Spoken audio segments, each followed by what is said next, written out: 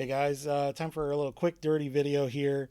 Um, some of you might have heard the great film art illustrator Tony Stella has passed away. So it's kind of a bummer. As somebody who's really been on a roll collecting movies recently, this has been heartbreaking news. I didn't know really much about him other than he was very good in terms of his knowledge of films. The way he obviously his artwork, as I'll show in a second here, was excellent, and that he loved engaging with the community about movies, and he had just a great knowledge and encyclopedic knowledge of film. So let's do a little kind of recap tribute, look at some of his art. You guys will know what I'm talking about here. I kind of went alphabetically through my collection, but also just kind of arranged them sort of by genre and by kind of vibe and feel. You'll see. So let's take a look. This is one I didn't know that he did this. Check this out. This steelbook of 310 to Yuma. I found this when Best Buy was getting rid of physical movies on their shelf. I bought my first ever 4K player and this film as my first 4K disc. So nice contrast of the red and blue here. The slipcover comes off to reveal the full artwork here. Really, really nicely done. So yeah, you can see the watercolor detail there, just pretty incredible. And this is a really cool film. I've never actually seen the original, so I guess that does make me a poser in a way. But yeah, this is a great piece and a great movie. So look at that. So that's kind of the vibe that Tony Stella goes for. So we got some more westerns coming up here. These are out of my collection. This is another one. I didn't know this was him. The Great Silence. This is a fantastic western, very melancholy, very a little more downbeat than the usual. The vibe is immaculate. The snow-covered landscapes, the music by Ennio Morricone, just pretty incredible movie. This is a favorite of mine. I love Sergio Corbucci. He's kind of the more gritty and scraggly Sergio in terms of the way his films are made. Django is one of my favorite movies, and then this is right behind that in terms of just being a great western, great vibe, and this is a nice piece. I love the blue really fits the tone of the film, I would say, and yeah, just incredible. So happy to find out that this was him and that this is in my collection. I'm definitely going to have like a custom slipcover made to cover this whole thing using this beautiful, beautiful art. I wish there was more of it in the back and on the inside, but you know what? We'll take it. We'll take it. It's on the disc. It's on the booklet. So, but great movie, and Film Movement is a good label. They do great stuff with their releases, I think. So, shout out to The Great Silence. Just that soundtrack is just running through my brain already. Speaking of killer Ennio Morricone soundtracks, check this out. The recent Arrow releases of the Dollars trilogy. I talked about these on a previous video. I had a nice slipcover made to cover the whole thing. I mean, look at that piece he did for Fistful of Dollars. Incredible. The movie isn't that red, since these are filmed in Spain, usually, mostly in Spain, maybe on some stages in Italy. They have there's more of a yellow look to the sand. You get more red sand, you'll notice, when westerns are actually filmed in the United States. You see that more, like in Once Upon a Time in the West, because American, western soil is clay, and it's different overseas. So it just gives the film a different vibe. I mean, there are western films that have filmed in Spain, American westerns that have filmed in Spain to try and recreate these Italo-western looks, and I mean, yeah, this is a beautiful piece. The smoldering Gian Maria Volonte captured right there as the villain. There's Marisol and the kid, and Eastwood in all his badassery, captured perfectly by Tony Stella right there. So shout out to Tony Stella. Stella! I wonder if he got that a lot from people. I think most people didn't know what he looked like, so I don't know if people yelled at him on the street and never went, Stella! Shout out to him. Sorry if you ever had to put up with that, dude. But here we go. Fistful of Dollars. He did this one as well. There's Gian Maria Volonte again as the legendary Il Indio. Lee Van Cleef, of course, the locket, which is an important element of the film. So another one that captures the vibe here. Another incredible piece that he did. And then, of course, we got to move on. And of course, this movie, I think, it's much more operatic than the first. It's really Sergio Leone truly becoming Sergio Leone. Because, I mean, no matter what, this is just a knockoff, right? It's a cool knockoff of Yojimbo, right? I like it actually a little more than Yojimbo. You know, Yojimbo's cool, but like I like this just because I like westerns. I like the style. I like Clint Eastwood being on the more subversive end when it comes to his westerns. A lot of people think that like, oh, it's Clint Eastwood, it's a western, it must be formulaic, whatever. It's like not really. He was kind of riding the line there. So, and then this is Italian cinema right here. It's badass, but it's epic. It's emotional.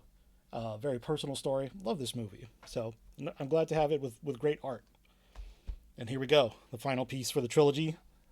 The good, the bad, and the ugly. Whew, I'm running out of breath here, guys. I'm just running out. I can keep blabbering on and on when it comes to movies, man. So, yeah, this is another just incredible, like, how would you describe this? Like watercolor, whatever you guys would tell how this is described, what kind of art this is. I really like it. If you guys can sound off in the comments, let me know what the hell this is. And there's Tuco, there's Angel Eyes, and Blondie himself. Yeah, this is just a fantastic movie, man. It's more epic. I like for a few dollars more, a little more than The Good, the Bad, and the Ugly. But The Good, the Bad, and the Ugly is one of the greatest films ever made. Like, I won't argue with that. You know, and I had this custom slipcover made to cover the whole thing. I did the MGM art on the back just to, complete the look, right? But I mean, yeah, I'm gonna put this Tony Stella art on the front. Like, this is great, man. These are the art he does. Like, is worthy of being the original piece for the film itself, even though they've been painted so many years later. This stands up with like Drew Struzan's work and Renato Cesaro, other freaking legends that we're losing left and right here. It's just unbelievable, man. So, yeah, another epic piece right here. The good, the bad, and the ugly. And this one. This was a surprise. Stella didn't know this was him until I looked it up. The Deer Hunter 4K from our boys at Shout Factory, Shout Select. This is a great movie, man. This one hits hard. This is just an emotional powerhouse. This one will leave you floored from opening credits till the very end. Like, this one, it's been a while. I apologize if it does not open with credits. It might not. I don't know. But from the opening frame, let's say that, till the final moments, like, this one hit me hard when I watched it. I was like in middle school, and I rented this, and I watched it, and I was, it freaking floored me. This is an incredible movie. Look at that cast: Robert De Niro, John Cazale, John Savage, Meryl Streep, Christopher Walken. Like, you can't beat that. You can't beat that. Just absolutely incredible film. Shout out to Shout Select for putting this out in a, loaded but still affordable, collector's edition. I will have a slipcover of this artwork made for this because, like, this deserves it. So shout out to Tony Stella for this one. Incredible job. Another incredible one from Shout Select that he did, Wild at Heart. This one I only watched for the first time last year. My girlfriend and I watched it on Valentine's Day, and it was a lot of fun. This is a wild movie, and then check out the great art here, man. Like, this is great. The original poster is inside, but I put the Tony Stella art on the outside because, that captures the essence of the movie right there. It's not the original poster, but it could have been. And, I love David Lynch. I love his work. And this is another, it's kind of like the other stuff he does where he's just so obsessed with the Wizard of Oz. He kind of has to dip back into it and go back to it. His inspiration, Sunset Boulevard, the Wizard of Oz, he is just obsessed. And he returns to those themes again and again. And you know what? We're always here for it. We always were, and we always will be. Rest in peace, David Lynch. Shout out to Tony, and rest in peace to Tony Stella. Thank you for capturing the essence of the movie right there. And plus, who doesn't love a couple thrashing out to heavy metal and living for personal freedom? You gotta love it. So Wild at Heart, Tony Stella art. Here we go. This one was a treat. I blind bought this just because it's John Woo, The Last Hurrah for Chivalry. This is John Woo beginning his obsession, his unerring fever quest to talk about heroism and friendship and brotherhood and what it means and what being a man means and what it means to keep your promises, to fulfill your promises, to do the right thing, to, step up to your duty as a human being and someone who stands up for others. This is a very cool movie. It's Criterion Collection. I blind bought it during a sale, but I mean, I'm such a massive John Woo fan. I ended up loving this movie, and it is the proto killer basically. A Better Tomorrow, The Killer, it all springs from this, except that it takes place in a wuxia ancient like kung fu setting. But the story is pretty similar to those other ones. Two guys who seem kind of like unlikely friends turn out to be sort of mirror images of each other, and it's sort of like how much is that worth? How much is a friendship worth? How rare is it to find somebody who understands you on that level and you understand them, and it doesn't have to be said out loud. It doesn't have to be spoken. Some of it is spoken a little bit. Some of it is discussed, but yeah, some of the choreography, I'll say the cinematography is a little flat here. John Woo hadn't found his style just yet, but the kung fu choreography is really really good in this, and the final battle really goes places. There's a battle in the middle too that's really well done, even though it's shot a little flat-ish. But there's some of his touches, some of the slow mo, some of the things that he loves are already in this. And yeah, nice little painterly watercolor piece by Tony Stella gracing the cover of The Last Hurrah for Chivalry. So, pretty cool. All right, these are a couple of new ones that I just got. These will be the last ones we're going to talk about here. Look at this. The Killer. John Woo's The Killer. This is the new edition from Arrow. This is absolutely incredible. This whole set is just phenomenal. Look at that. You can see sort of the edges of the paint and stuff here. It's such a nice piece and this captures the essence of the film. Chow Yun Fat here. The villain off, like, kind of back in the distance a little bit. Danny Lee's policeman character. So, some of the scenes from the film, some of the different sort of assassinations. This is a great movie, and rewatching it recently, I saw it in theaters, just so I saw this transfer. Absolutely blew me away. But I had to buy this Arrow version just because I was disappointed with the subtitles from Shout Factory when I saw it live. So I went and bought this, and it is a big improvement. I can't lie. It's a little more easy to understand. There's less grammatical mistakes. There was one in particular on the Shout Factory one that really bothered me.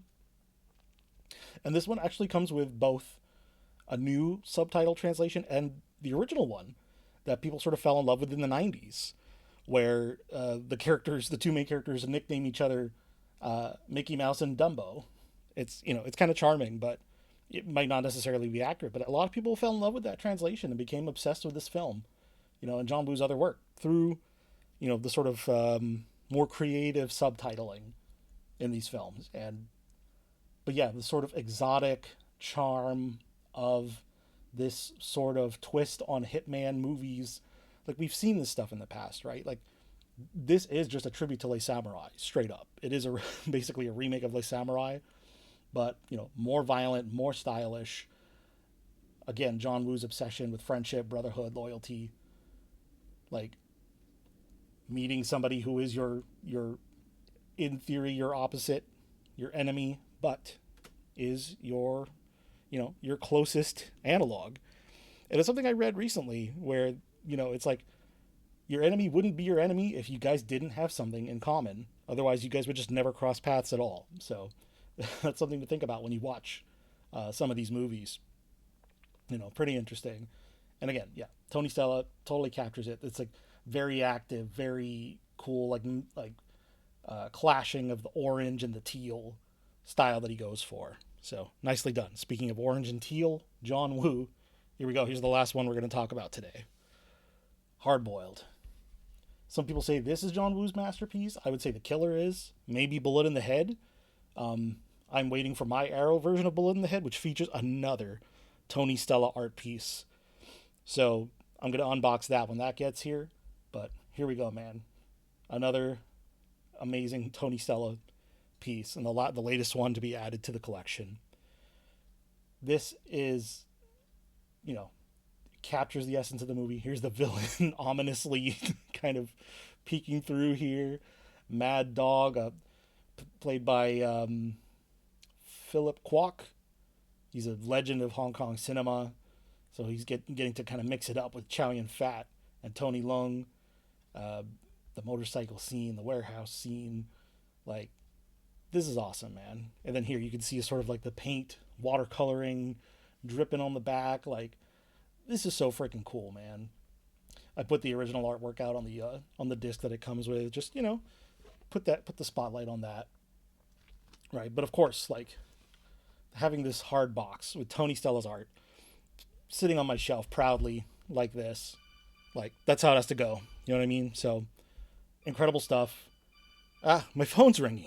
What's that about? Hold on. Sorry about that. My mom was calling. It's almost Mother's Day, so she just wanted to make sure I was still coming up for the weekend, which I am. Of course, I'm going to go see me own mother, But anyway, shout out to Tony Stella, Hard Boiled, John Woo. I mean, all these incredible classics, these are just beautiful ways to celebrate film, physical releases.